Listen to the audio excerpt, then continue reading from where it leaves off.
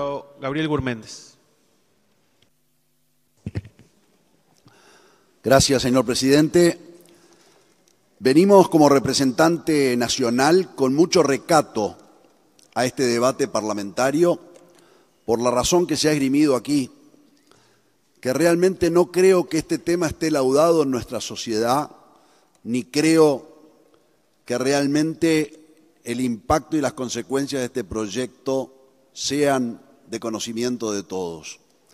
Entonces vengo con prudencia, valga la palabra, y con mucha cautela, pero también con la convicción, sí, personal, de sentir que desde nuestras convicciones, que son liberales y republicanas, tenemos la misma intención y la misma vocación y sensibilidad, que no es de exclusividad de nadie, para amparar, para aliviar y para tener empatía con aquellos que sufren.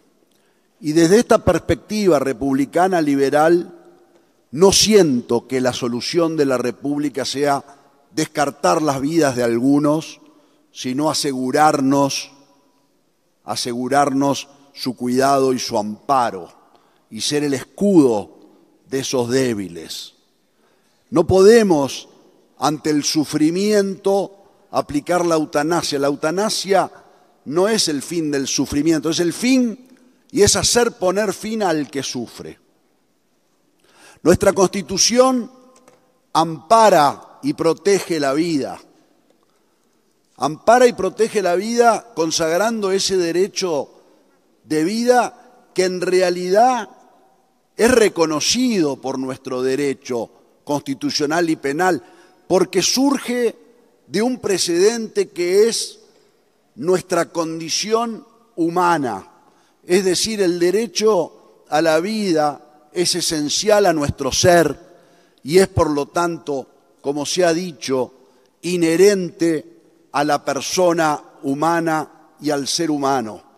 Y en ese sentido es efectivamente indisponible e irrenunciable, como lo es el hecho de que voluntariamente no nos podemos nosotros esclavizar. Está amparado el derecho de vida como un bien superior por nuestro derecho penal. Y estas normas que estamos consagrando hoy son del derecho penal.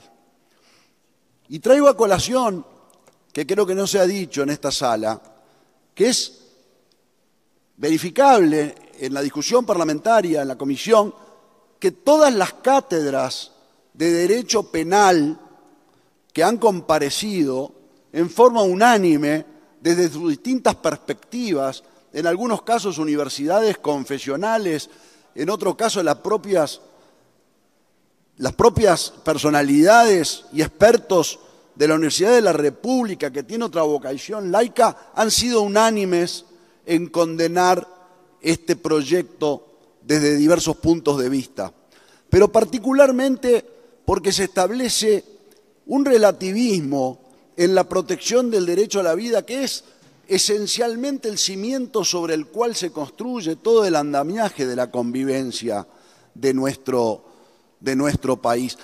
Una vez que la laxitud que se establece en cuanto a la protección de la vida misma se mueva, ¿cuál va a ser al final el límite? ¿Dónde vamos a establecer el mojón? ¿Hasta dónde va a llegar si la desprotección del derecho fundamental que es la vida deja de ser un crimen o deja de ser punido?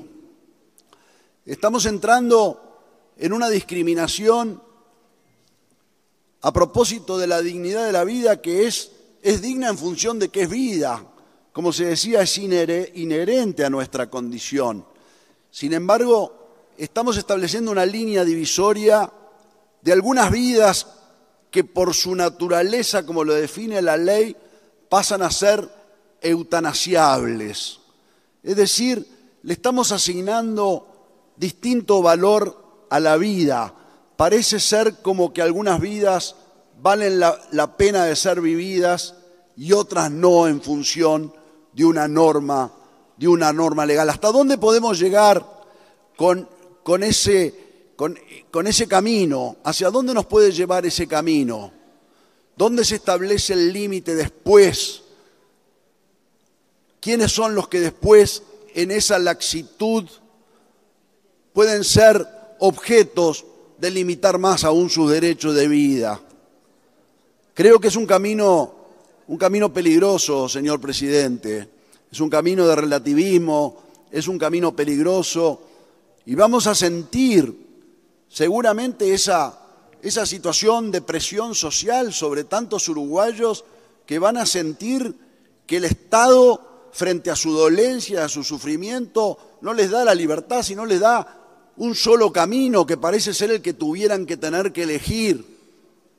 Y vamos a ver cómo los contextos y los entornos pueden hacer llevar a la gente a sentir ese camino. Se ha invocado la libertad y la autonomía individual de las personas para decidir por sí mismos, pero más allá de la naturaleza irrenunciable de esta decisión, resulta difícil de sentir que las personas son libres cuando están atravesando el proceso de recibir la noticia frente a su finitud, quizá inmediata.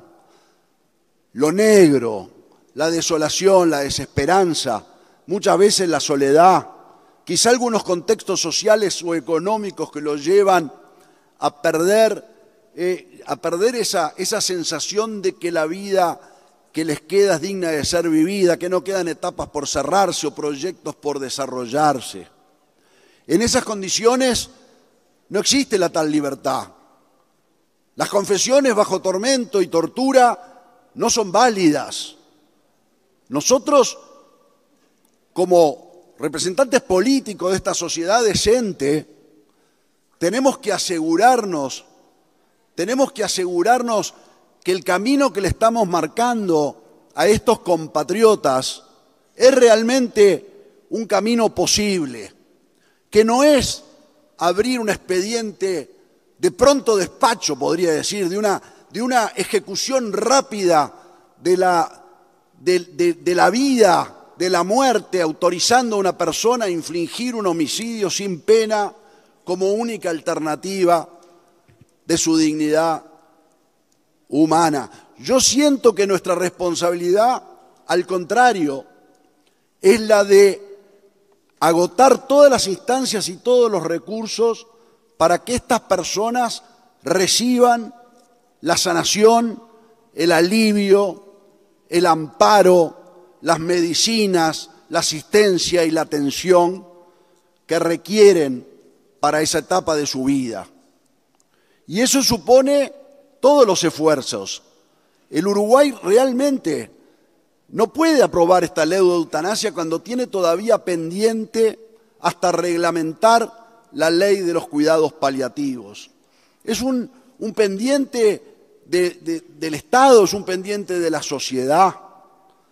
Este camino, que bien se decía aquí, quienes son paliativistas, quienes acompañan a los enfermos en la vida real, nos dicen que esa solicitud de anticipar la muerte muchas veces es un llamado a que se les atienda y que cuando por el camino del acompañamiento terapéutico, personal, médico, se llega a darles alternativas, en un 95% de los casos dejan atrás esa decisión tomada en un momento tan oscuro de sus vidas.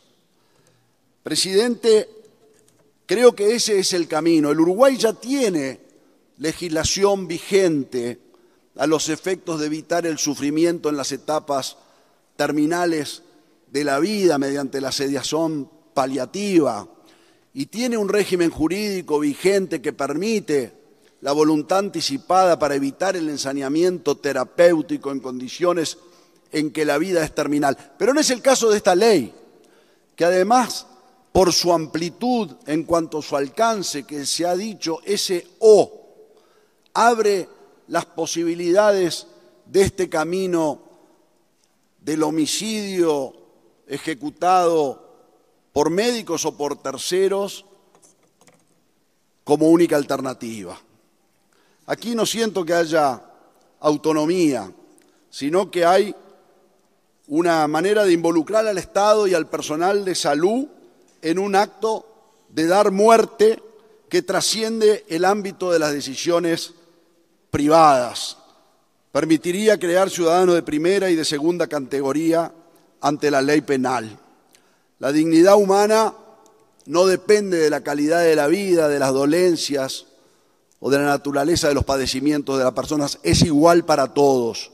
Y esa es una garantía que se estaría extinguiendo, la igualdad ante la ley, la protección del derecho a la vida de todas las personas, independiente de su condición de salud. Señor presidente, aprobar la eutanasia sin asegurar primero el acceso de todos a los cuidados paliativos sería una gran catástrofe para este país. Y también decimos que en la medida en que la solución de los cuidados paliativos no está instaurada, se abre también una situación de una gran inequidad social, de una gran injusticia. Porque aquí, si se consagra esta ley, estoy casi seguro y anticipo que vamos a ver cómo el camino de la ejecución del final de la vida mediante el procedimiento de la eutanasia va a recaer seguramente en los estamentos de aquellas personas más débiles, más vulnerables y seguramente los más pobres.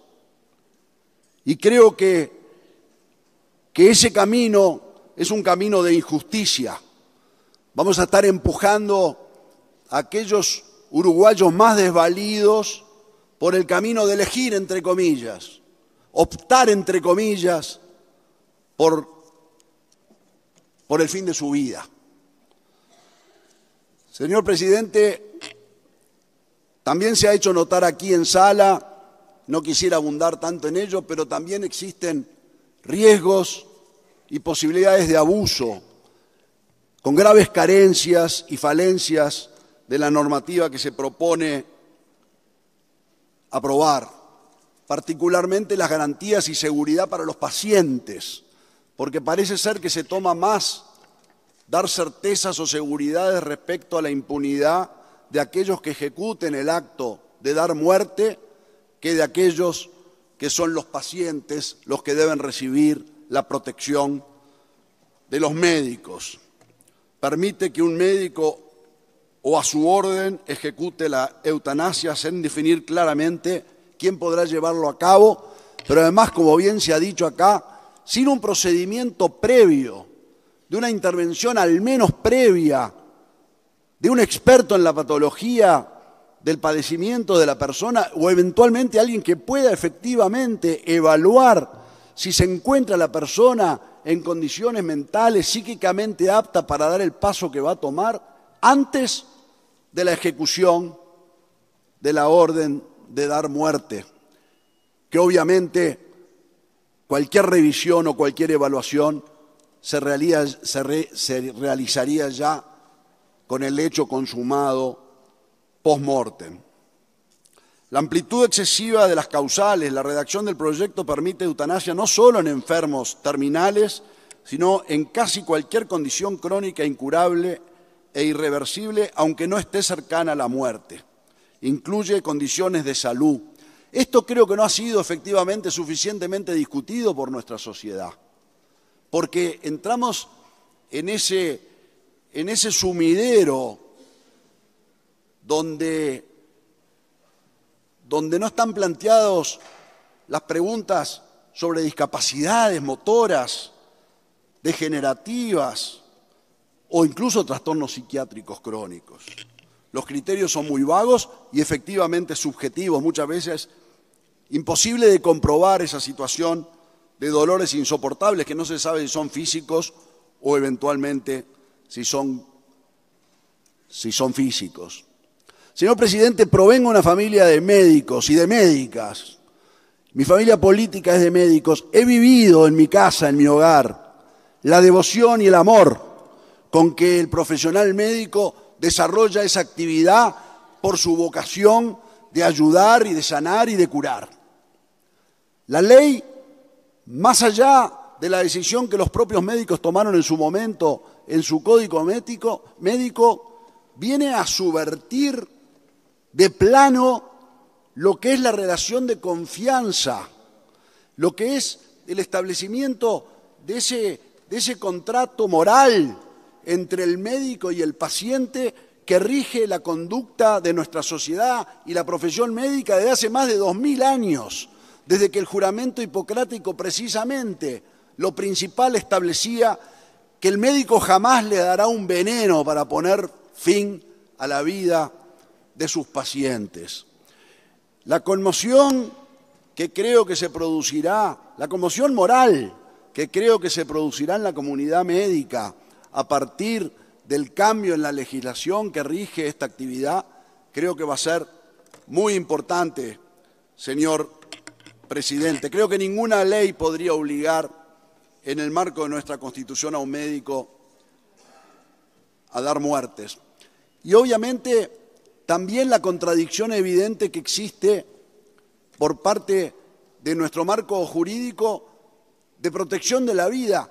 Hacemos esfuerzos para la prevención del suicidio, tenemos leyes que protegen la vida en otras dimensiones y esta ley viene a contradecir flagrantemente todo nuestro orden legal en cuanto a la protección de la vida y de otros derechos. Estamos instaurando una cultura de la muerte que normaliza la idea de que quitar la vida por compasión es aceptable y establece un mecanismo legal por el cual se obliga a dar muerte a nuestros compatriotas. Señor presidente, voy a votar en contra de este proyecto de ley. Y si me permite, quisiera también hacer alguna invocación realmente lateral frente a los valores esenciales sobre los que estamos discutiendo hoy, la sensibilidad, desde una perspectiva partidaria. Se ha dicho hace algunas horas que este era un proyecto colorado y que era de raigambre vallista. Yo pertenezco a este partido, milito en él desde hace más de 40 años, inspirado por esas tradiciones coloradas e inspirado además en mis convicciones por lo que fue Jorge Valle, que nos metió en el alma ese amor también por la libertad y el vallismo. Nunca en lo que he estudiado de la historia de mi partido, de sus ideas, pude encontrar expresiones de don José Valle Ordóñez, por ejemplo, a favor de la eutanasia y en contra de la vida. Al revés, es lo contrario. Como liberales, humanistas, nuestra vocación fue siempre la contraria.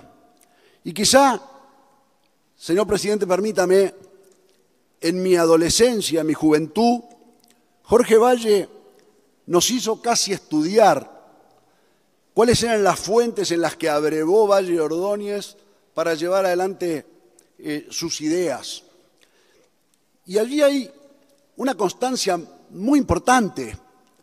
Valle Ordóñez, en un libro del curso de Derecho Natural de Enrique Arens, establece que sobre esos principios fue que desarrolló su acción política. Y lo dice esto escribiéndolo en ese libro ya en su vejez. El derecho natural, precisamente por el que empezamos nuestra alocución, señor presidente. Es decir, que los derechos esenciales de la persona humana, los derechos humanos inalienables, surgen de su condición de ser humano y son esenciales a la condición de ser humano. En esas ideas se formó don José Valle Ordóñez, aquel que, quizá esto sorprenda a la Cámara, en su juventud escribió un poema que llamaba «Cómo adorar a Dios». Y en una de sus estrofas, don Pepe en ese poema dice: «Se adora a Dios viviendo en los hospicios y acompañando y consolando a los enfermos». Ese es el Valle Ordóñez que defiende la vida, el que mandó el proyecto de ley eliminando la pena de muerte por compartir estos mismos valores esenciales, el que tuvo clemencia después de la guerra en la paz. y el que además, en esa visión de tratar de garantizar la igualdad de oportunidades, dio efectivamente las posibilidades de desarrollo humano y de crecimiento personal a todos los uruguayos sin distinciones. Un proyecto como este, donde hay muerte para los pobres y vida para otros, no es un proyecto vallista.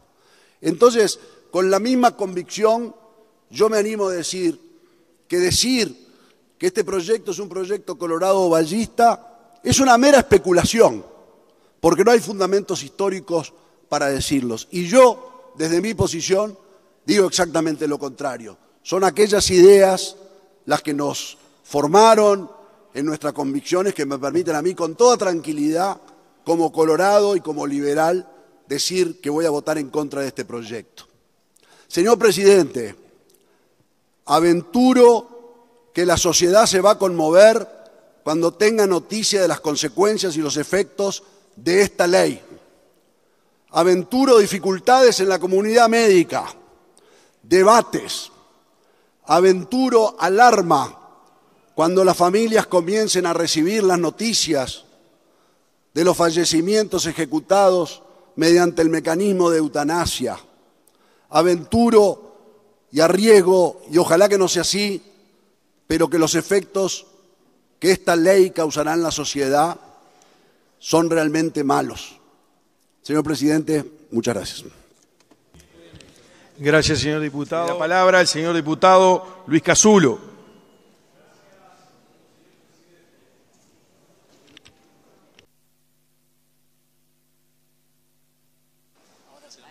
Gracias, señor presidente. Obviamente que antes de comenzar quiero agradecer a muchas personas que de alguna manera me han marcado el camino, que hoy yo esté aquí en este recinto de este Parlamento, en el marco de los 100 años. Quiero agradecer enormemente a Bari González Movernel, a la escribana Marina Molinari, al general Guido Manini Ríos, a la doctora Irene Moreira, al doctor Enrique Viana, quien trabajara muchísimo tiempo conjuntamente conmigo, siendo nuestro columnista. He tenido un largo pasaje en los medios de comunicación. El próximo 15 de agosto voy a estar celebrando los 45 años en la radio y la televisión. Y vaya si este tema de lo que es el debate, de lo que es la eutanasia, lo hemos abordado en varias ocasiones. Y voy a hablar específicamente al diputado Rodrigo Goñi, al diputado Pablo Adala y el propio Ope Pasquet también. Y obviamente uno como periodista, como comunicador, hoy como legislador, toma como termómetro también a la posición del pueblo uruguayo, que creo que hoy no se ha pensado en la posición de la ciudadanía.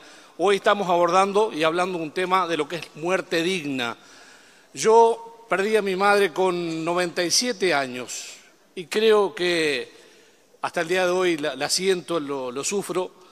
Jamás estaría pensado en mí hoy de abordar un tema de lo que es la muerte digna. La acompañé hasta el último momento y creo que hoy no se está pensando en la posición del pueblo uruguayo. Creo que no puede ser abordado solamente el tema político, sino que se tiene que pensar desde lo humano. Creo que está bueno este tipo de discusiones, que todos los parlamentarios, todos los diputados expongan su posición, su pensamiento, pero lo que me es personal, no podemos perder la parte humana. Yo defiendo la vida. Así que, bueno, no acompaño esta regulación, mi voto es no. Gracias, presidente. Cedo las palabras al diputado Gustavo Zúñiga, quien va a seguir la parte de...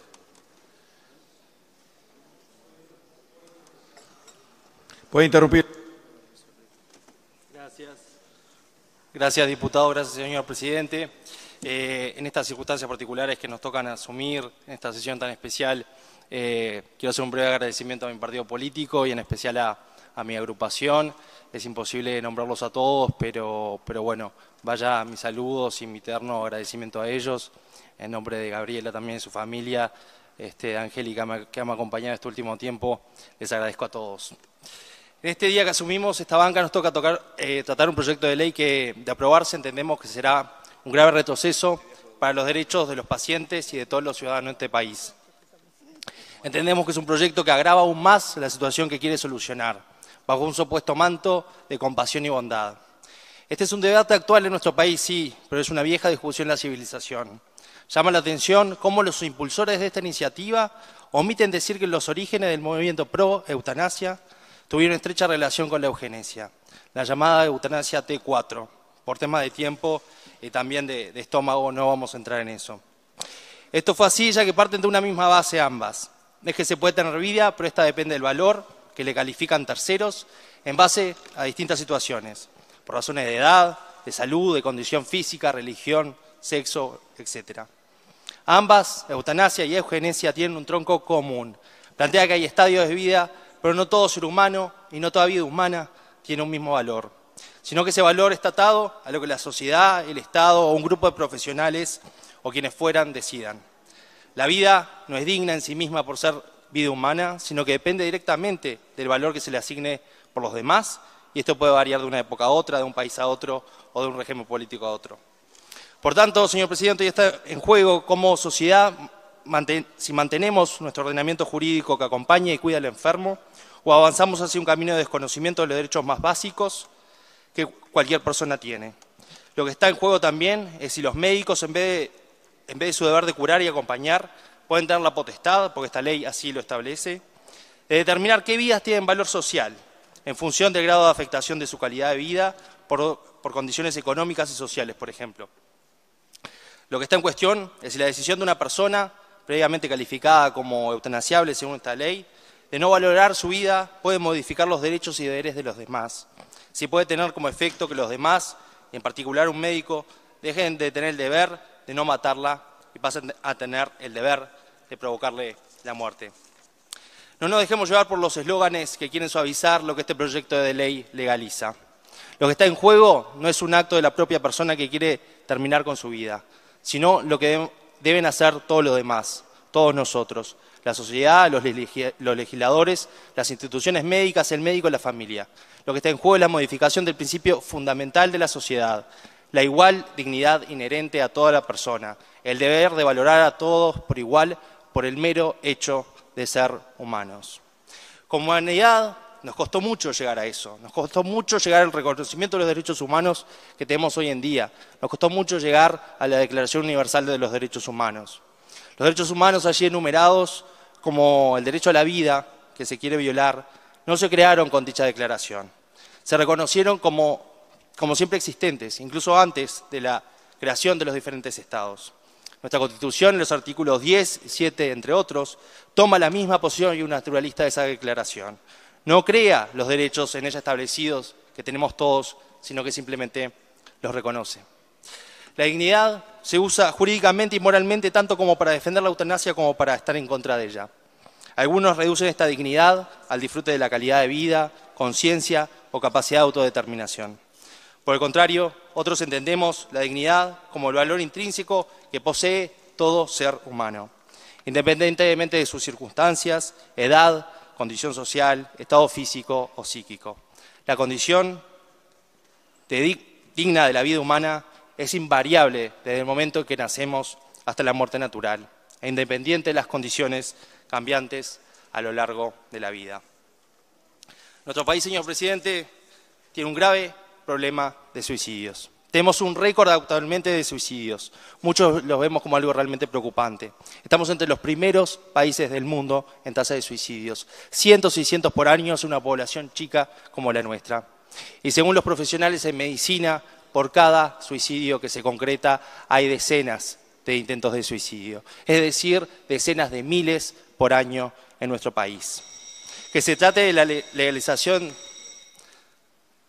de la eutanasia, lo único que va a lograr es que se agrave este tema. Estamos tirando combustible a un incendio y se nos quiere vender como algo positivo, además. Como sociedad nos entristece el suicidio. Hace unos pocos días nos impactaba y lamentábamos la muerte de una joven promesa del automovilismo. Todos los mensajes fueron de congoja ante una autoeliminación. Hay familias y una sociedad que queda herida por estos hechos. Y el sistema político, en vez de brindar soluciones y dar la lucha para que nadie en Uruguay, enfermo, sano, joven o viejo, albergue sentimiento de terminar con su propia vida, sea el mensaje contrario días después, con iniciativas como la presente. Nosotros nos preguntamos cuál es la diferencia de este proyecto de ley, señor presidente, con estos casos. ¿Acaso es el tema del lugar donde se realiza? ¿Así de hipócritas somos? ¿O es simplemente la salud de la persona? Si está bien de salud, es malo el suicidio; si está mal de salud, es aceptable.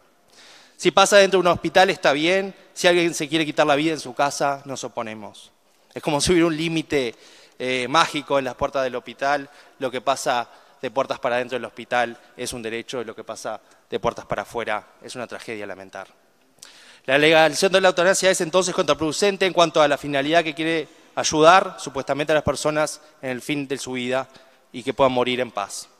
Son los cuidados paliativos los que resultan una ayuda disponible y necesaria que se debe ofrecer como sociedad.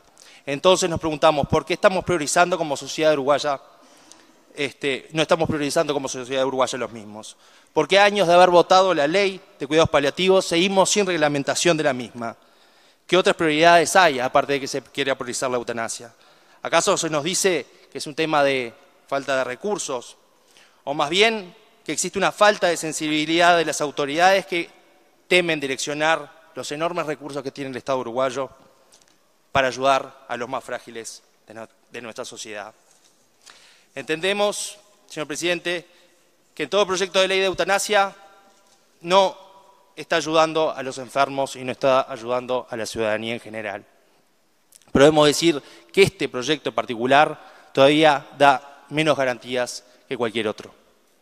Hay una total falta de garantías y seguridad para el paciente, el que se dice auxiliar, donde los médicos analizan su situación, ellos deciden si es apto para recibir la eutanasia, según su real saber entender, una potestad que en nuestro país ni siquiera los jueces tienen, porque se reconoce el derecho humano a la vida y no existe la pena de muerte. Además, no es una exigencia que el paciente haya pasado por los cuidados paliativos. Apenas la persona debió ser informada que existen, lo que en la práctica resulta inchequeable, como dicen hoy en día. Nada establece que la persona haya podido tener la oportunidad de ver reducir su dolor, lo que está entre las causas por las que puede pedir la eutanasia. Además, como se ha dicho acá en Cámara, los controles de legalidad y de debido proceso siempre son luego de la muerte de la persona, no antes. No sé si hubo cualquier error, no se va a poder revertir lo actuado, es algo inaudito. También estamos ante una transgiversación de la realidad, como pocas veces se vio en la historia de las leyes de nuestro país, señor presidente. ¿Se pretende considerar la muerte provocada con una inyección letal o por otro medio que se provoque la muerte como una muerte natural? Vaya a saber uno con qué fin y qué interés estará atrás de esto. Nos parece de las cosas más sorprendentes y tristes, la verdad, de este proyecto. Por último, es una ley que abre una puerta que no se debería abrir. Primero, se comienza con ciertos casos, pero después, en la práctica, por medio de otras leyes que amplíen los requisitos de estas, se va a estar dando la posibilidad de que aumenten año a año los casos de eutanasia o que luego se lo quiera aplicar para menores de edad o personas con problemas psicológicos simplemente. Veo con tristeza, señor presidente, cómo avanzamos en una cultura del ataque de la vida y el aumento de la cultura de la muerte en nuestro país. Los jóvenes, ya les digo que somos los que más vamos a sufrir las consecuencias de leyes como esta. Porque una ley no solo se aplica a los casos que alcanza y sean tocados por ella. Las leyes que salen de este Parlamento dan un mensaje a toda la sociedad. Justamente esa sociedad que está cada vez más reducida en población, la natalidad en su punto más bajo de su historia, y lo que hacemos como sociedad y como Parlamento es tender a agravar todavía más esta penosa situación. Leyes como esta, señor presidente, me parecen una verdadera derrota.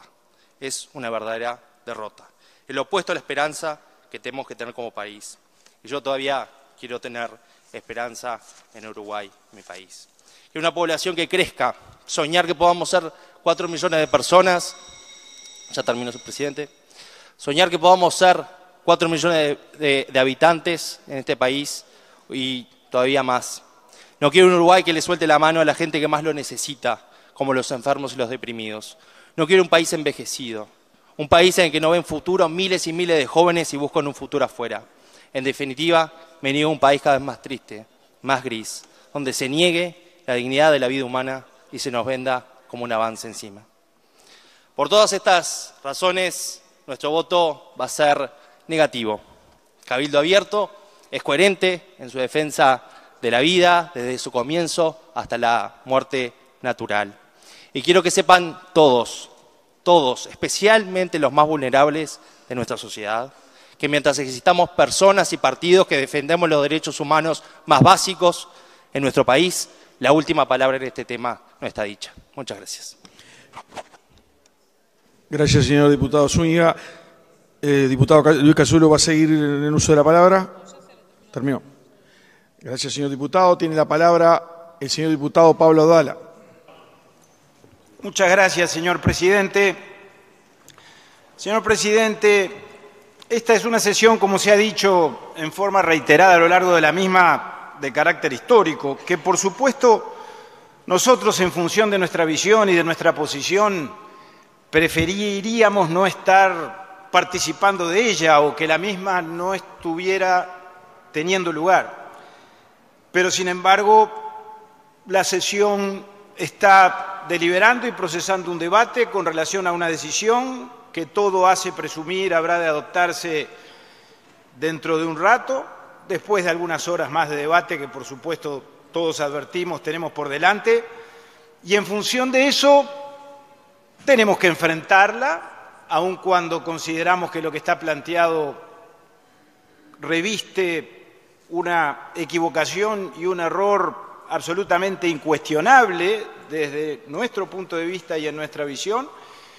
Y no solo tenemos que enfrentarla e involucrarnos en ella, sino que además, señor presidente, muchos de nosotros, diría casi todos, y eso explica que se haya conformado una lista de oradores considerablemente extensa, tenemos la necesidad imperiosa de dejar sentado nuestro punto de vista, de expresar para que queden actas y en el diario de sesiones de esta sesión cuál es nuestra posición, porque sentimos, señor presidente, el deber ineludible de hacerlo a partir de que este debate roza, y más que rozar, toca, bueno, las fibras más íntimas de la condición humana. Dicho esto, señor presidente, quiero adelantar, y creo que se desprende de lo que ya he venido insinuando, que nosotros vamos a votar en contra esta propuesta, por considerarla, repito, profundamente errónea. Vamos a votar en contra en general y vamos a votar en contra en particular el conjunto de sus artículos. Nosotros, señor presidente, profesamos la fe católica, pero no venimos en nombre de ella a esta discusión. Y tampoco venimos ni pretendemos esgrimir los principios que hacen a la doctrina de la Iglesia para fundamentar nuestra posición, entre otras cosas porque ni siquiera nos resulta necesario hacerlo. Quiero decir, señor presidente, que venimos en función de la racionalidad asociada al compromiso en la defensa de la vida, que por supuesto no es monopolio ni patrimonio de nadie, no es de nosotros individualmente, ni de esta bancada parlamentaria, ni de un conjunto de parlamentarios. Seguramente es una condición compartida por todos los que integramos el cuerpo, pero venimos en función, señor presidente, de lo que nosotros interpretamos es la mejor tradición del país, es lo que se vincula con la legislación vigente y con la evolución legislativa del Uruguay con relación a estos temas, es lo que resulta coherente con la protección constitucional de la vida que está establecida a texto expreso por la Constitución de la República y por lo tanto vincularía o asociaría esta tesitura que nosotros y que los que como nosotros vamos a votar en contra compartimos con una suerte de republicanismo laico que sin ninguna duda todos los partidos políticos que estamos representados en la Cámara abrevamos en él. Republicanismo en términos del principio de igualdad que está intrínsecamente ligado a él y que implica, por lo tanto, el derecho que tenemos y que tienen todos los habitantes de nuestra República a acceder a los mismos bienes espirituales, a los mismos bienes materiales y, por lo tanto, también a la protección de todos los derechos, entre ellos y en primer lugar, porque es el derecho preexistente de todos los demás, el derecho a la vida. Y seguramente en esto todos estamos de acuerdo, pero por supuesto tenemos interpretaciones y sensibilidades diferentes con relación a estos mismos temas. Yo creo que eso ya ha quedado expuesto a lo largo de esta sesión, señor presidente. Y por eso es que creo, y me parece que lo vamos logrando entre todos, más allá, por cierto, de la rotundidad y de la radicalidad de algunos planteamientos, que es legítimo y previsible y comprensible que acontezcan, que bueno, que le estamos dando un tono de respeto y de tolerancia a esta discusión, aun cuando las posiciones claramente resultan antagónicas una con las otras. Y en esa misma dirección, señor presidente, todo lo que nosotros venimos diciendo y lo que digamos de aquí hasta el final de nuestras palabras, las calificaciones que hagamos, las adjetivaciones que formulemos, desde luego que no van a estar referidas a ninguna persona en particular, porque este es un tema que hace a la conciencia más profunda de cada uno, y yo no le hago el agravio a ninguno de mis colegas, y particularmente a los que van a votar distinto de lo que yo votaré cuando llegue el momento de expresarnos. Bueno, el agravio, decía, de que de un lado estamos los que defendemos la vida y en todo caso del otro lado están los que preconizan y promueven la muerte.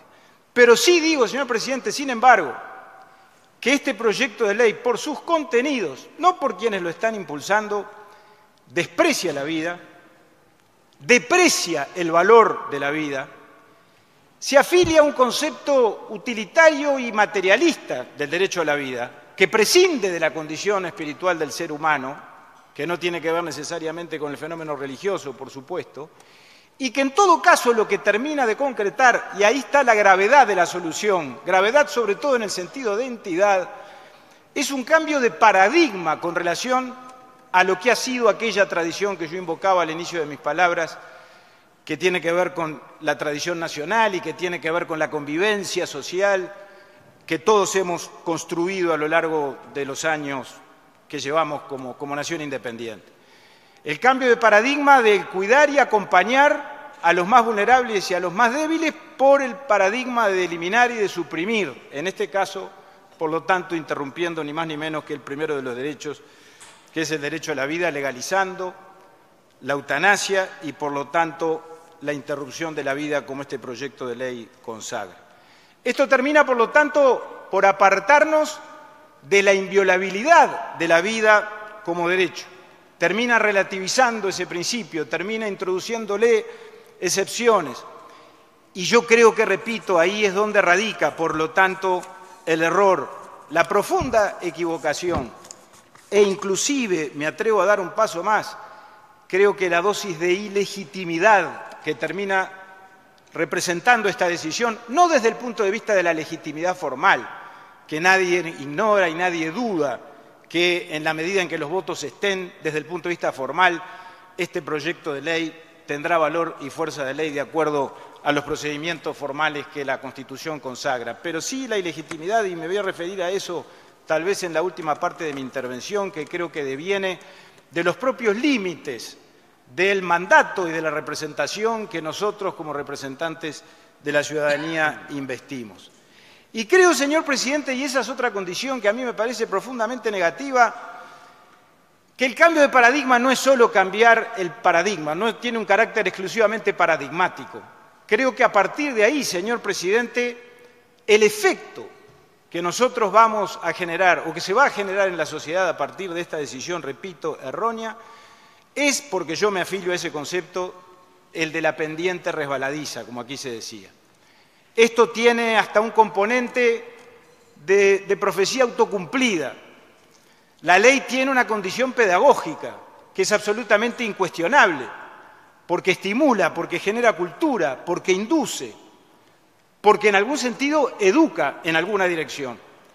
Y en una sociedad como la nuestra, señor presidente, con los altos niveles de depresión que tenemos, con los problemas de salud mental que nadie ignora, que son nuestros y son de la sociedad moderna en general, con la alta tasa de suicidio que enfrentamos y que por supuesto a todos nos interpela y a todos nos preocupa, yo creo que introducir en el ordenamiento jurídico y a partir del ordenamiento jurídico, en las reglas de nuestra convivencia, una decisión de esta magnitud y de estas características, creo que claramente va en la dirección absolutamente equivocada y errónea, como yo decía recién. Y esto, señor presidente, de la pendiente resbaladiza no es algo que hayamos venido a descubrir nosotros. Esto es algo que los propios promotores del proyecto de ley, y yo no voy a dar nombres porque no quiero hacer alusiones personales, han reconocido a lo largo de todo este debate que se procesó en los últimos meses, particularmente desde que esta legislatura comenzó. Uno de los señores diputados integrantes de la Comisión de Salud llegó a pronosticar que en los primeros años vamos a tener algunas decenas de casos, pero que después, con el paso del tiempo y dentro de algunos años, seguramente ya estaremos superando los 500 casos o los 700 casos de muerte por eutanasia, lo cual, señor presidente, a mí me parece que introduce, y no es una mera ironía, una suerte de perspectiva o de mirada desde la productividad que eventualmente este proyecto de ley y esta decisión jurídica que se está por adoptar puede llegar a generar, una especie de tasa de retorno, si lo midiéramos en términos de una inversión o de lo que puede esperarse de esta decisión con el paso del tiempo en cuanto al costo que la misma pueda representar desde el punto de vista de la pérdida de las vidas humanas, señor presidente. Y estas cosas alcanzarían, por supuesto, para dar por terminada mi intervención y por lo tanto decir que por estas razones no vamos a votar a favor, y es más, que vamos a votar en contra.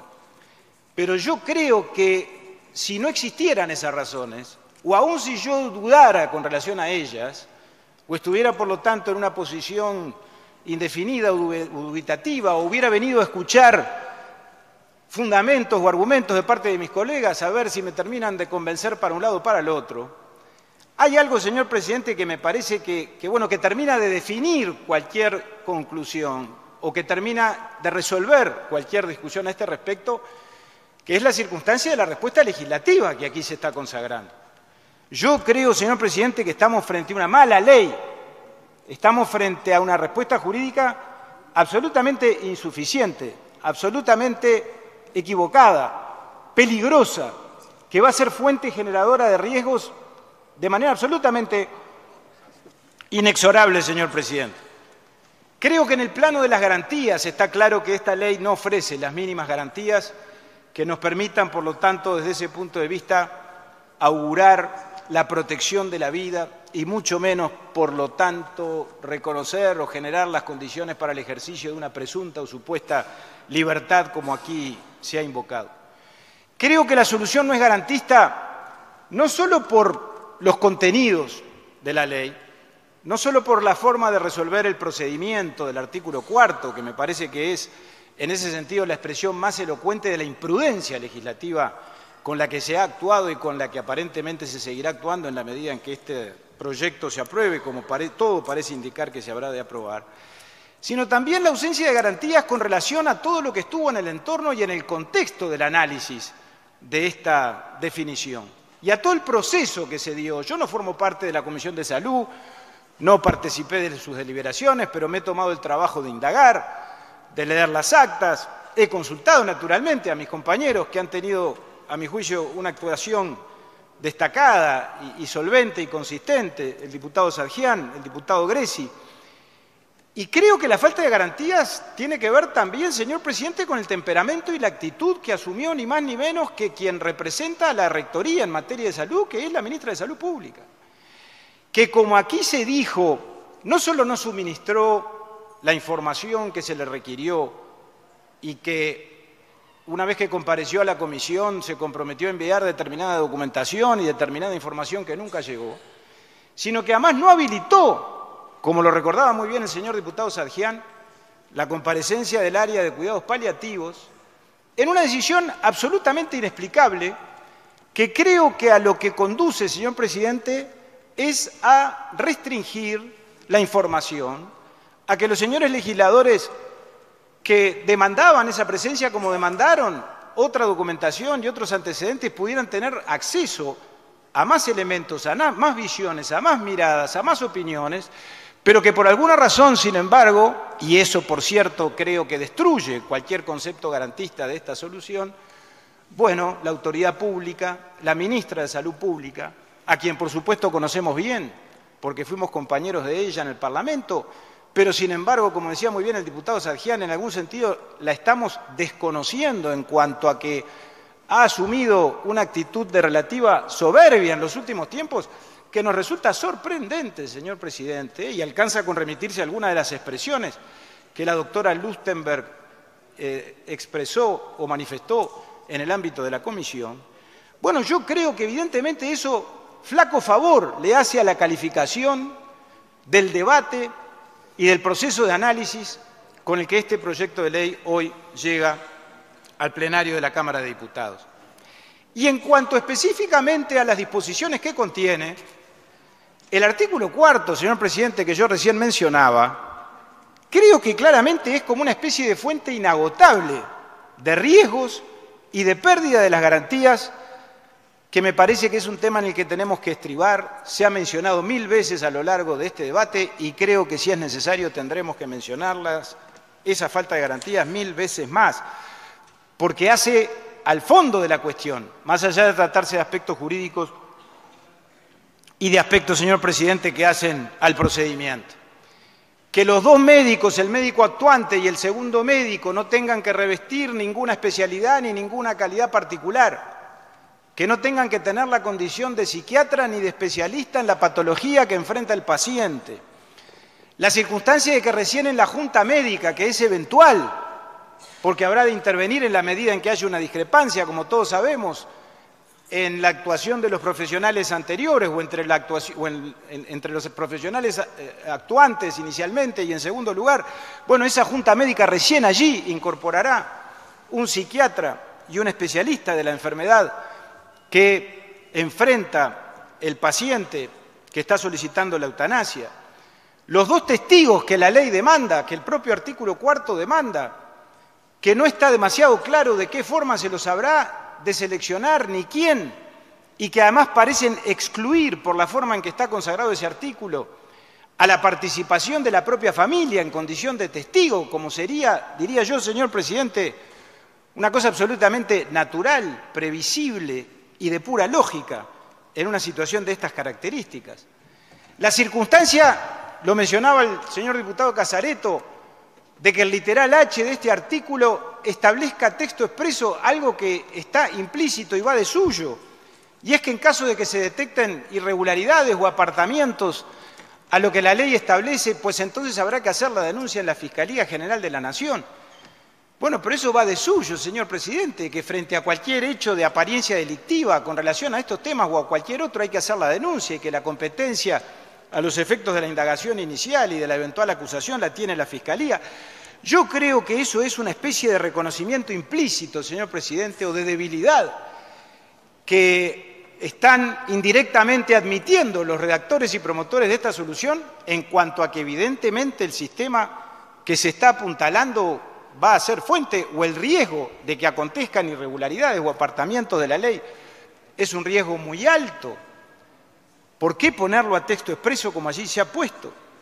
La comisión de revisión que se establece ya no en el artículo 4, sino más adelante, creo que claramente también, señor presidente, es, y no quiero ser duro con los calificativos, pero temeraria en cuanto a la circunstancia de que esa comisión de revisión va a actuar cuando ya todo aconteció, cuando la muerte ya se produjo, y por lo tanto, ya si allí se advierte, aquí se dijo, y es verdad, que bueno, que se actuó mal, que se actuó con imprudencia, que se incumplió con las garantías que la ley dice contener y no contiene, bueno, pues entonces allí habrá determinadas consecuencias, pero la consecuencia que no podrá ocurrir ni acontecer es que quien murió por la aplicación de la eutanasia recobre la vida. ¿Cómo no nos va a preocupar, señor presidente, por lo tanto, avanzar en un camino como el que se nos propone, con esas debilidades, con esas inequidades y con esas condiciones de injusticia que desde el punto de vista de la respuesta legislativa la misma inexorablemente va a producir? Y finalmente, señor presidente, el artículo 9 del proyecto yo creo que contiene una definición que a mí me parece emblemática en todo esto y que tiene que ver con ese aspecto que yo decía de la legitimidad material y del alcance del mandato y de la representación que como legisladores nosotros investimos a la hora de legislar. Aquí se modifica el literal D del artículo 17 de la Ley de Derechos de los Pacientes y Usuarios de los Servicios de Salud, que es una norma que se aprobó en el año 2008, consagrando precisamente los derechos de los usuarios. Y ese literal D, señor presidente, a texto expreso, consagra el derecho de los pacientes a morir con dignidad entendiendo dentro de este concepto el derecho a morir en forma natural. Eso lo decía el literal D en aquel año 2008, estuvo vigente hasta este momento, sigue vigente y seguirá vigente, porque el proyecto de ley que estamos analizando modifica ese literal, pero no elimina esta expresión. Por suerte no lo elimina, pero sin embargo termina entrando en flagrante contradicción con todo lo que el propio proyecto de ley dispone. Porque si hay algo que no hay en esta solución, es muerte natural. Y aquí no hay ficción jurídica que valga. La ficción jurídica, que por supuesto es polémica en los términos que denunciaba con mucho acierto el señor diputado Casareto con relación al certificado de defunción, es una discusión. Pero aquí, señor presidente, lo que hay es una reafirmación de un derecho que no depende de ficción alguna. En tal caso depende de una condición, que acontece o no acontece, que la muerte sea natural o no lo sea. Y si es natural, no es eutanasia. Y si es eutanasia, no es muerte natural. Con lo cual, creo que esto prueba inexorablemente, señor presidente, que evidentemente estamos frente a una respuesta legislativa que, como yo decía antes, está fuera de la realidad y sin ninguna duda creo que va a generar problemas muy graves desde el punto de vista de la aplicación, desde el punto de vista de la interpretación y desde el punto de vista, sobre todo, de las consecuencias que va a traer para nuestra sociedad en términos de poner en riesgo el derecho a la vida. Pero además elimina esta nueva redacción una expresión, señor presidente, que tiene que ver con eso del consenso y que tiene que ver con lo de la legitimidad material a la que yo me refería. El artículo vigente, que aquí no aparece porque ese es el aspecto que se elimina o que se modifica, entre comillas, dice que el derecho a morir con dignidad debe darse evitando anticipar la muerte por cualquier medio, entre paréntesis, eutanasia. ¿Qué quiere decir esto, señor presidente? Bueno, quiere decir que aquí el debate en verdad ya se laudó. No estamos viniendo a laudarlo hoy. La sociedad que ha convivido pacíficamente, como se expresaba muy bien por parte de mis compañeros antes, con esta condición, porque la ha legitimado y porque hemos vivido pacíficamente con ella, en el entendido de que la prohibición de la eutanasia o su no legalización es el camino para preservar la vida. Sin embargo, señor presidente, queda claro que ahora, por una mayoría circunstancial, que siempre es circunstancial, que en todo caso se registrará en la Cámara de Diputados en la tarde y en la noche de hoy, bueno, sin embargo, se va a introducir un nuevo paradigma, se va a construir un nuevo consenso a partir, repito, de una mayoría meramente circunstancial. Y yo creo, señor presidente, que ahí es donde aparece el vicio de legitimidad desde el punto de vista sustancial.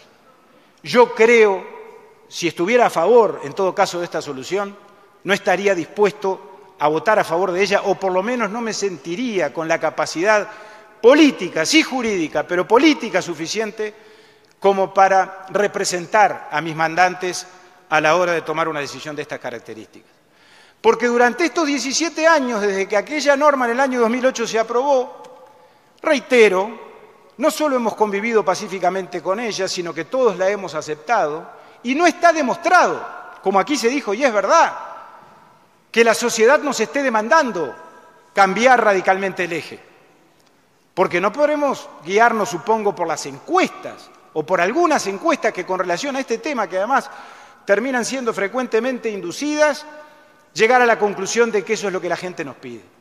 Cuando yo salgo a la calle, y creo que eso nos pasa a todos, yo no recibo ni el pedido, ni el reclamo, ni la presión democrática de parte de mis conciudadanos de que tenemos que aprobar la eutanasia, de que tenemos que modificar aquel derecho que en aquellos términos se previó y sigue vigente, veremos por cuánto tiempo, en el año 2008.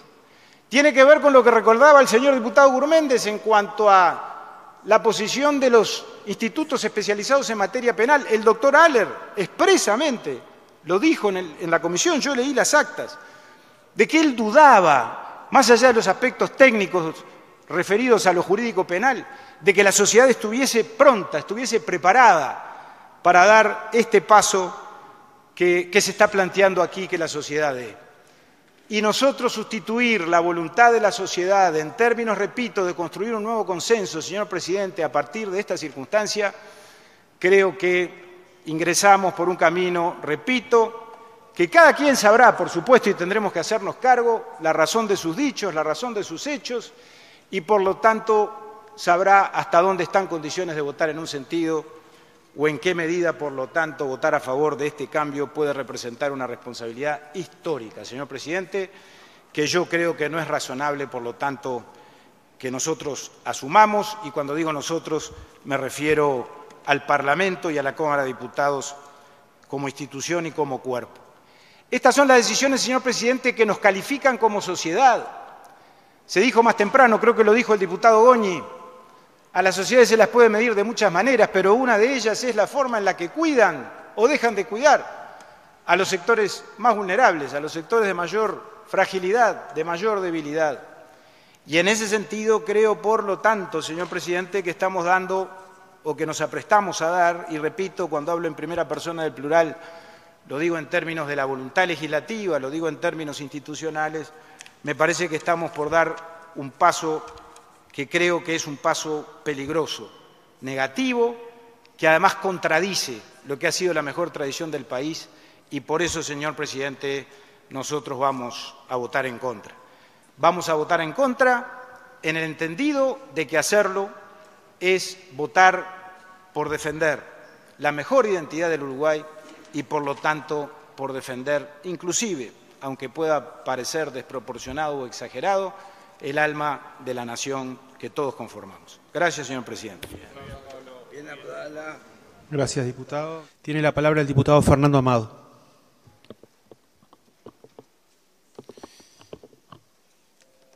Presidente, hoy venimos a votar afirmativamente el proyecto, sin peros, sin amagues, sin presión de ningún lobby, sin formar parte de ninguna conspiración, como leí hoy en la prensa. Formamos parte, sí, orgullosos de esa columna de ciudadanos del mundo que algunos siglos atrás fueron acusados de conspiradores por creer en las democracias, en la libertad, en la igualdad, en la fraternidad y querer terminar con el despotismo. Hoy, al querer profundizar y seguir aquella misma línea de pensamiento, recibimos los mismos ataques de los herederos de otrora. Si alguien siente una sensación de déjà vu con lo que estoy diciendo, con estas palabras, que no se asuste porque son las mismas que dije hace más de una década, cuando en esta Cámara, algunos colegas estaban en aquel momento, votábamos para expandir la ciudadanía, para reconocer en igualdad de condiciones a los matrimonios de personas del mismo sexo. Y ayer, como hoy, de un lado están los conservadores y de otro lado estamos los progresistas. Ayer, como hoy, volvemos a ver cómo se agitan cucos de conspiraciones sobre los que creemos en ampliar derechos. La fuerza de los fantasmas reside precisamente en su irrealidad, como dijo Umberto Eco en su famoso intercambio epistolar con el cardenal Carlo María Martini. Me asiente el diputado Juan Rodríguez, que está escuchando. Y ayer como hoy nos reafirmamos para avanzar en la tradición vallista, porque este proyecto es vallista, netamente vallista. Está en el corazón mismo de su concepción del ser humano y de la sociedad. Mi vallismo me lleva a este lugar, el vallismo de otros lo llevará a otro. Y si la objeción fuera que Valle de Ordóñez no habló expresamente de la eutanasia, recordemos que tampoco dijo tantas cosas que luego Jorge Valle sostuvo en el sentido opuesto a don Pepe. Y aún así hay quienes se dicen vallistas. Y quiero recordar también que Valle de Ordóñez escribía Dios con minúscula. Presidente, es una película vieja que se repite cada tanto. Si no, recordemos a Valle de Ordóñez con el proceso secularizador, con el divorcio, con los derechos de las mujeres, con los derechos de los trabajadores. Tal como le pasó a don Pepe hace un siglo, hoy vuelven a aparecer las etiquetas, aquello es una inmoralidad, aquello es una degeneración, la sociedad está perdida, se han perdido los valores. Nosotros, presidente, luchamos contra esos prejuicios, contra todas esas etiquetas. Y lo más importante es que vamos incorporando a lo largo de la vida elementos de juicio. Vamos prestando atención a los cambios que se van dando en la sociedad, pero sobre todo intentamos ver y enfrentar los errores y muchas veces los horrores y las deudas pendientes que se han ido dejando a lo largo de la historia de nuestras sociedades. ¿Y sabe qué, presidente? Las cambiamos, las ayornamos, las corregimos, como lo estamos haciendo hoy. Si será vigente este enfrentamiento con el Uruguay conservador, que de vuelta acabo de pronunciar mis palabras hace más de una década y calzan perfectamente con la discusión que estamos teniendo hoy. Una discusión que sea abierta, incorporando a todas las voces, que mira el país entero y que me animaría a decir que nos va a mirar el mundo entero, como tantas veces lo ha hecho por ser pioneros en derechos y por nuestra legislación de avanzada. Porque mientras en el mundo crecen los conservadurismos reaccionarios, acá tenemos la oportunidad de poner un freno a esas formas de ver la política que recortan cada vez más el espacio de los derechos. Con cada decisión que desde el Frente Amplio tomamos a contracorriente de los poderes autoritarios que campean en el mundo, también estamos mostrando que otros caminos son posibles. ¿Qué tipo de sociedad queremos construir? Se decía hoy, preguntaba el diputado Stajian. Ese tipo de sociedad. Y lo hacemos de forma soberana, como le gusta decir a algunos en esta Cámara, aunque no voten en consecuencia. La vereda de enfrente al Uruguay conservador, en la que me encuentro orgullosamente, también es el camino del Uruguay laico. Y esto no quiere decir denostar la religión o la moral religiosa conservadora, simplemente quiere decir que su ámbito de decisión no es el de lo público. Reafirmamos también que no somos ni dejamos de ser espiritualistas por esto, pero nuestro espiritualismo no empieza ni termina en los púlpitos y los confesionarios. El miembro informante, hoy más temprano, manejaba una cantidad de datos vinculados a encuestas. Yo voy a hacer brevemente, también lo hacía la diputada Ana Olivera, yo voy a hacer brevemente un recordatorio sobre uno de ellos.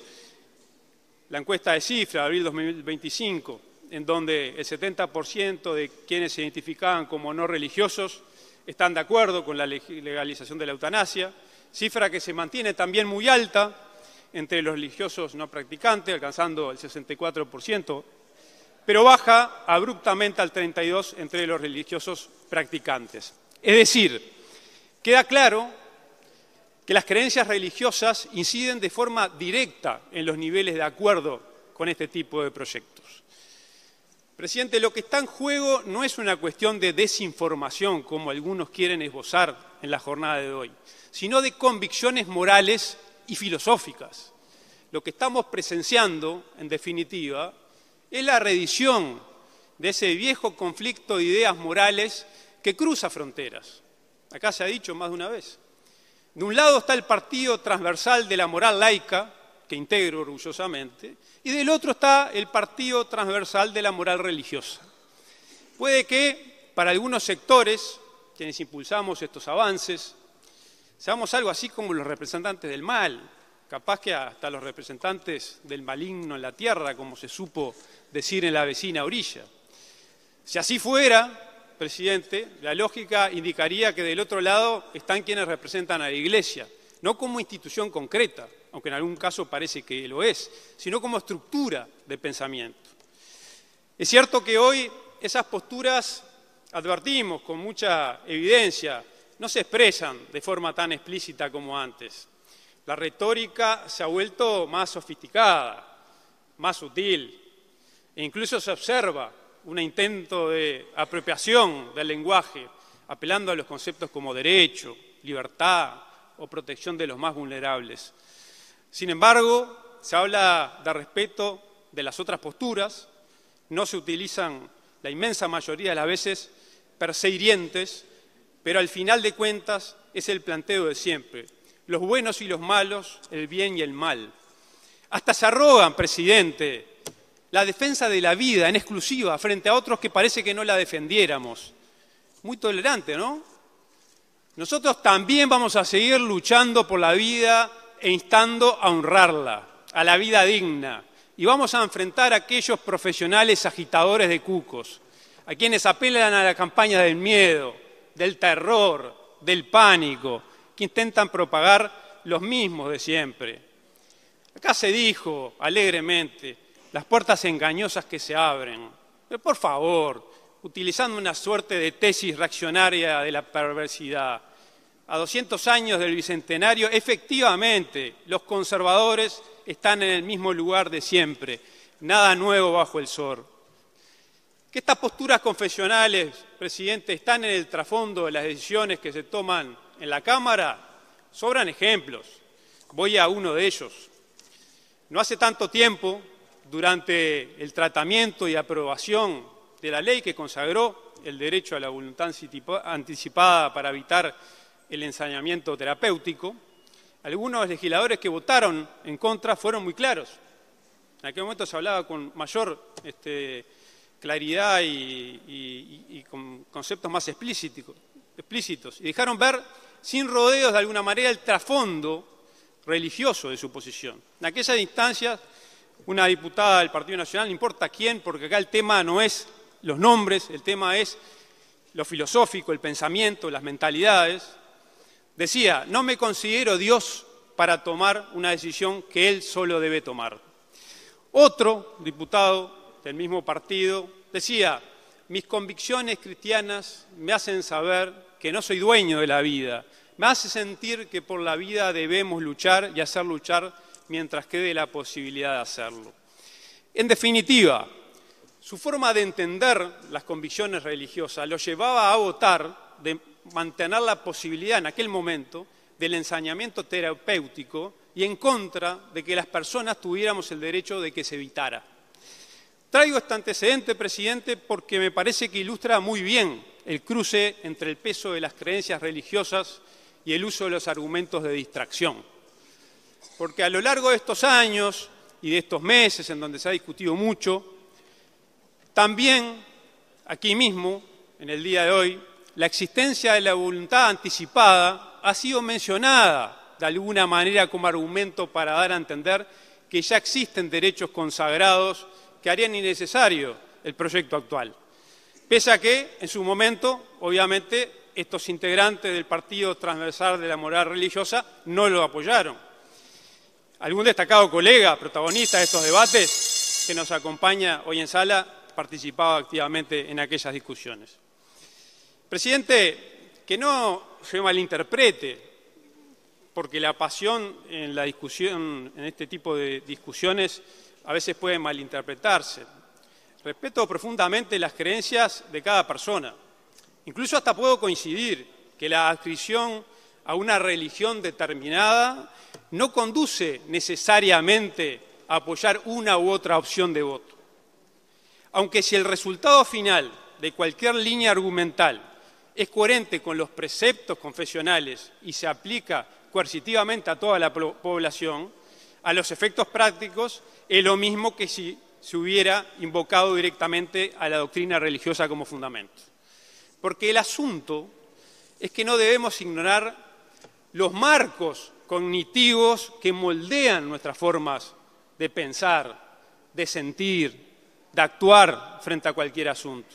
Estos marcos pueden compartirse con muchos otros, pero no por todos. Y justamente por eso el núcleo de esta discusión sigue siendo la libertad de conciencia y la autonomía individual.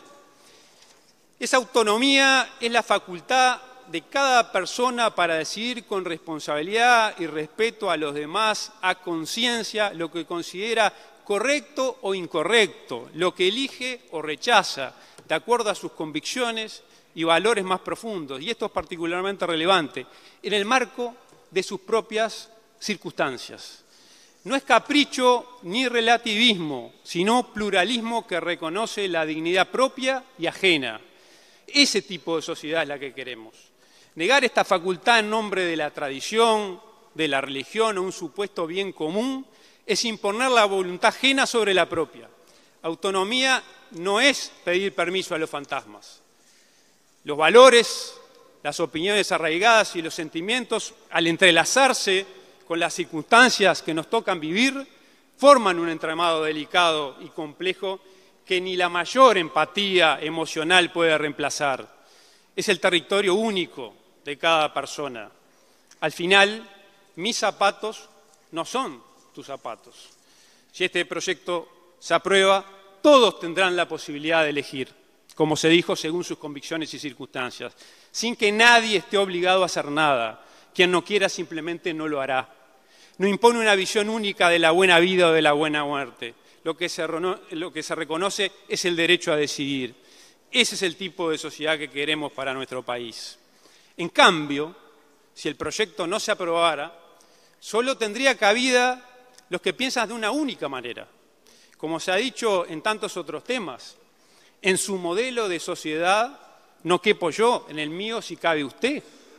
Para algunos, la única horma que les calza es la de su propio pensamiento apretado. Y ese es el tipo de sociedad que no queremos. El reconocimiento de este derecho, presidente, en la etapa terminal no es arbitrario. Responde a la situación extrema de sufrimiento irreversible, donde el valor de la autonomía personal adquiere un peso decisivo frente a la continuidad de la vida en condiciones que la propia persona considera incompatibles con su dignidad. No se trata de abrir la puerta a cualquier forma de suicidio asistido, sino de atender un escenario específico y dramático que requiere una respuesta ética y jurídica. Y hay algo profundamente humano en la responsabilidad que están asumiendo nuestras instituciones hoy, cuando este proyecto resulte aprobado. La ley se hace cargo, el Estado se hace cargo, y eso es bien importante resaltarlo. Y la posibilidad de que se apruebe un proyecto como este responde a que, una vez más, se ha logrado configurar una ecuación progresista. Ayer escuchaba a algunos vendedores de espejitos rosados, multicolores, uno ya no sabe muy bien cómo catalogar, que manipulan las cosas para tratar de sacar una ventaja pírrica de cuál es el derecho autor de este proyecto, cuando en realidad, realmente, este proyecto es mucho más importante que cualquier bandera política partidaria. Es decir, tiene, digamos, una importancia tan superlativa que realmente la pequeñez de la búsqueda de ese beneficio individual, personal o partidario es muy negativo. Y hay que decir que esta ecuación que se alcanza, por encima de todo, es gracias al cambio del resultado de escenario político, producto del último resultado electoral, que alteró la correlación de fuerzas en el Parlamento, con una mayor bancada frente amplista. Esto no fue posible en el Parlamento anterior, en el periodo parlamentario anterior, porque la ecuación no era progresista. Y ese impulso que le está dando nuestra fuerza política hoy lo hace realidad porque el Frente Amplio lo que hace es tomar como suyo el proyecto inicialmente liderado por el exdiputado Pepa Jet, luego acordado con el Frente Amplio y felizmente ha ido sumando respaldos, esa unión de proyectos de legisladores de otros partidos. El Partido Colorado, claro está, pero también el Partido Independiente y algunas valorables excepciones del Partido Nacional. Se trata, en definitiva, presidente, de una articulación muy similar a la que se hizo posible en su momento, hicieron posible en su momento leyes como la de la despenalización del aborto o el matrimonio igualitario. En esta ocasión, además, hay un elemento destacable en lo personal, no puedo dejar de celebrar, permítanmelo, la libertad de voto de los legisladores colorados, especialmente los colegas de Vamos Uruguay, que no están sometidos a la disciplina sectorial que les impida votar a conciencia, como sí ocurrió y padecí en la oportunidad de la despenalización del aborto años atrás. Lo celebro realmente de corazón. Este proyecto, presidente, que estamos tratando hoy, está en la vereda opuesta al Uruguay conservador.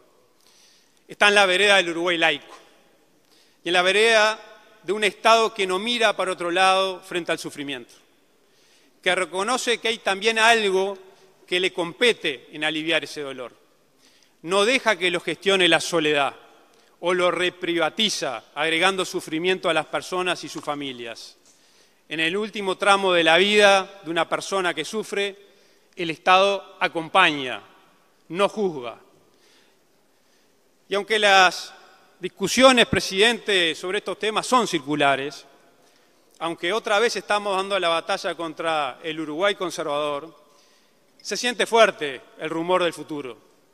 Ojalá estemos a la altura de la discusión, ojalá también demos el ejemplo de plantear nuestra postura filosófica, ideológica, religiosa, etcétera, desde un lugar de confrontación de ideas, sin caer en chicanas procedimentales y en esas estridencias que quedan tan bien para que nos aplaudan en las redes, pero que poco tienen que ver con la profundidad de ideas y de un debate genuino.